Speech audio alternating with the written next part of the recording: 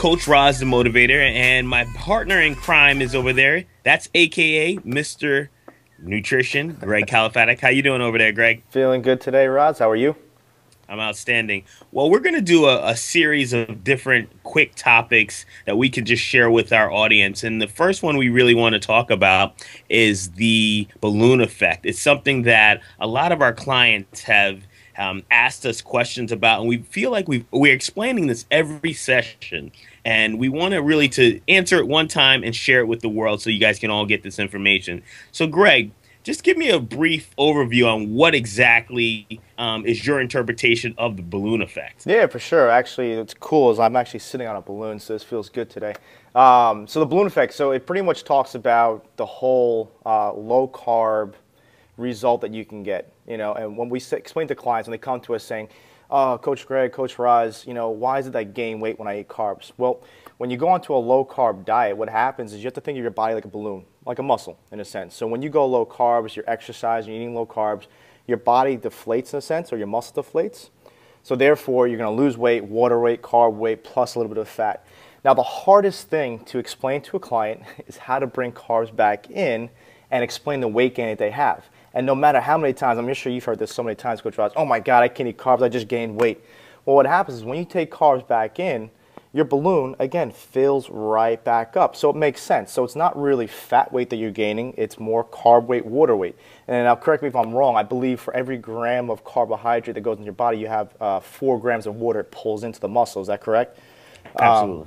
So when that happens, naturally, you're going to gain weight, but it's not a bad thing. And that's why we have to try to explain to clients that it's not about the weight loss, it's about the fat loss, the inches that we're talking about with you guys. So, can you think of an example of someone who came in recently that might have, thought about, "Oh my God, I can't gain weight," like someone who might be fearful of carbs?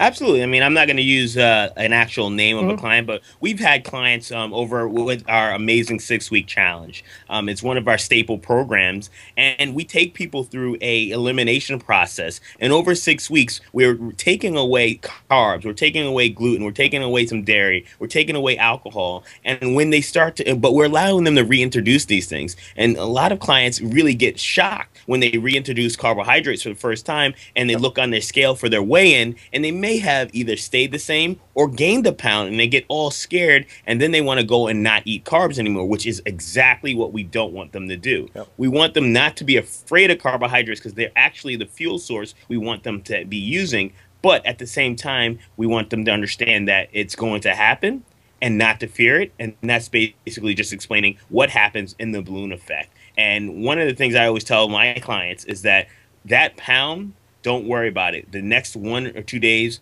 will come back off. You'll jump back on the scale, and you're going to feel amazing. And you're going to most likely finish the week less than you thought you'd even do, as long as you stick to the plan, follow the system, and keep moving. Yep, and just to kind of go off that too, so we can even talk about the whole carb spillover. So as much as we want the balloon or the carb balloon to kind of shrink down and maintain a little bit, there are times where we want to bring carbs back into our plan to increase performance, increase energy, and also increase fat loss for some people. But there is that whole carb spillover. Just like a balloon can only handle so much water, it gets to a certain point that, boom, bursts, water starts spilling out. Same thing happens with our body. If we take in so many carbs, we're a very heavy carb dominant society where it's cereal from the morning, yogurts, heavy fruits, sugar-laden drinks, heavy starches for dinner, and then late night ice cream or so. So your body can only handle so much of that. And what your body cannot handle after that, it has to convert and store into fat. Just like alcohol, just like sugar, just like carbs, and everything like that. So you want to be careful of that whole carb spillover. So if you feel like you had a really bad day where you ate a lot of carbs, the whole thing is, how do I deflate that balloon? Well, through strength training, through what we call metabolic cardio, and through decreasing your carbs. It's a necessary thing. It's not an evil thing. It's not a diet. It's not deprivation. It's necessary to be very strategic about, what you want to do with your carbs day in, day out. And again, we can go into deeper that, another time, but that just kind of explains the whole carb spillover and the whole, balloon effect for that. So. Outstanding. Great analogy. Great ways to finish this quick audio.